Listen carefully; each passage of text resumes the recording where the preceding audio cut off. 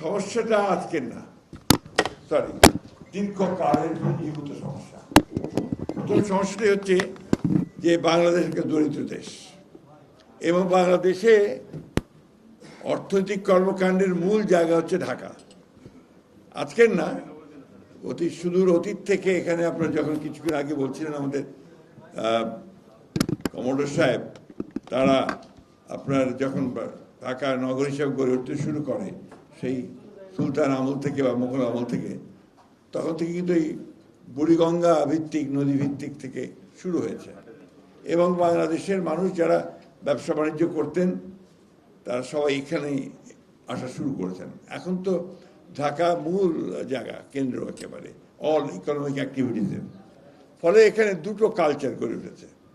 একটা কালচার হচ্ছে urban culture, আরেকটা হচ্ছে রুরাল কালচার। আপনি দেখবেন আমাদের ঢাকার মানুষেরা বেশিরভাগই আমরা কিন্তু আপনার কসমোপলিটান যে ক্যারেক্টার, সেই ক্যারেক্টার কিন্তু আমরা অভ্যস্ত নই। আমরা আমাদের একটা সেই গ্রাম্য ব্যাপার স্যাপার আমাদের মধ্যে থেকেই গেছে প্রায় সকলের মধ্যে। একেবারে পুরো ঢাকা নগরের নাগরিক হওয়ার মতো আমরা সবাই হয়ে উঠতে পারিনি। আপনি দেখবেন খুব মজার ব্যাপার আছে এখানে। আমি খুব খোলামেলা কথা বলছি আর কি। আমি যখন ঢাকা শহরে গাড়ি চালাই, আমার ড্রাইভার যখন গাড়ি চালায়, তখন সে সুযোগ পেলেই ফাঁক দিয়ে যায়, সমস্ত নিয়ম ভঙ্গ করে দিয়ে। যেই ক্যান্টনমেন্টে ঢোকে দেখবে সে সিধা একদম সেই এক ফিল্ডে চলছে। এখন কি ইদানিংকালে একটা বিরাট উন্নতি হয়েছে, কিন্তু সিগন্যাল চালু হওয়ার পর থেকে এটা কিন্তু মানতে শুরু করেছে সবাই, তাই না? কেন? কারণ সে দেখছে যে আর্টিফিশিয়াল ইন্টেলিজেন্স দিয়ে সে ধরা পড়ে যাবে যদি সেই নিয়ম ভঙ্গ করে, তাই না? এবং তার ফাইন হয়ে যাবে অটোমেটিক্যালি। এই যে আপনার একটা সচেতনতা, এই যে বোধ, এই বোধ থেকে কিন্তু নাগরিক যে চিন্তা ভাবনা সেটা গড়ে ওঠে। এখন আমি আপনার সুন্দর ঢাকা সিটি করতে চাই, আমার অবস্থানটা কোথায়? পৃথিবীর সবচেয়ে খারাপ শহরগুলোর মধ্যে নিচ থেকে 3 নম্বর। কয়েকদিন আগে পত্রিকা এসছে।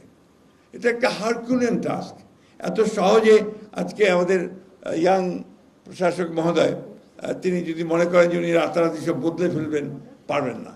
একটা বিশাল কতগুলো বাধা আছে, সেই বাধাগুলো অতিক্রম করতেই বহু কষ্ট হবে।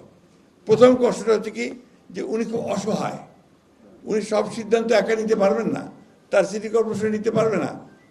রাজুক, ওয়াসা, বিদ্যুৎ, এই সব মিলিয়ে কিন্তু তাকে বসে কেউ এগ্রি করলে কেউ হবে, না হলে হবে না। আপনি লক্ষ্য করে দেখবেন ঢাকায় ঠিক যখন বর্ষাটা আসে ঠিক সেই সময় রাস্তা কাটা শুরু হয়, ঠিক কিনা বলেন? কারণটা হচ্ছে যে ওই সময় টাকাগুলো ছাড় হয়, কন্ট্রাক্টগুলো ওয়াসা ওই সময় দিতে পারে, ফলে ওইগুলো তখন সেভাবেই হয়। বিদ্যুৎ যেটা নিচ দিয়ে যায় সেটাও তাই, উপর দিয়ে যায় সেটাও তাই। ফলে বিষয়টা আপনার এত সহজ নয়।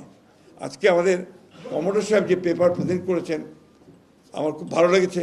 চিন্তা ভাবনাগুলো হচ্ছে, সবার আগে যে চিন্তাটা আমরা করতে চাই, আমার প্রতিমন্ত্রী মহোদয়ের সঙ্গে কথা বলছিলাম যে আনলেস আমরা যদি এই সিটি কর্পোরেশনগুলোকে একটা গভর্নমেন্টে পরিণত করতে না পারি, সরকার হবে সে, এবং সেই নিয়ন্ত্রণ করবে অন্যান্য ডিপার্টমেন্টগুলোকে যেগুলো ঢাকা শহরের জন্য প্রয়োজন, তা না হলে এই সমস্যার সমাধান সহজে হবে না।